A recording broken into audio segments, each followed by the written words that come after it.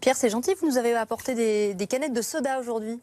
Oui, C'est alors pour trinquer vous pourrez les boire tout à l'heure, mais si je vous les montre, c'est que vous ne le savez peut-être pas, mais les fabricants de ces sodas ont discrètement changé leur recette ces derniers mois. Beaucoup de sucre, moins 70% pour le Sprite, près de 40% pour le Schweppes, même chose pour l'Ice Tea de Lipton, pour le 7-Up, c'est un peu un tiers de sucre en moins, disons, et presque autant pour le Fanta Orange, vous voyez défiler les images. En revanche, pour l'Oasis Tropical, eh bien, la part du sucre, elle a un peu moins baissé, et pour l'Orangina, la réduction, elle est quasiment imperceptible, c'est 2% en moins. Alors pourquoi cette baisse presque généralisée?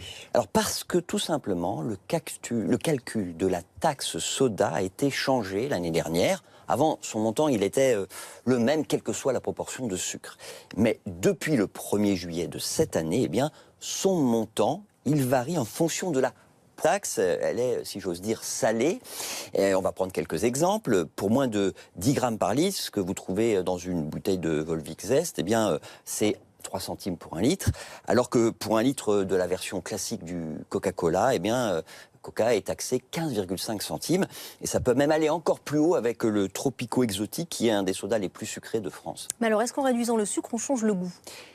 Oui, c'est d'ailleurs pour ça que ceux qui ont enlevé beaucoup de sucre ont ajouté des édulcorants. Édulcorants qui, je le précise, sont aussi taxés, mais dans une proportion moins importante. Donc chaque fabricant a fait ses calculs pour gagner en fait quelques centimes par bouteille, sans décevoir évidemment les habitués. Ce qui est certain en tout cas, c'est qu'en modifiant quelques fabricants ont quand même vraiment baissé le niveau de sucre. Et on va dire que c'est une bonne nouvelle. Merci Pierre.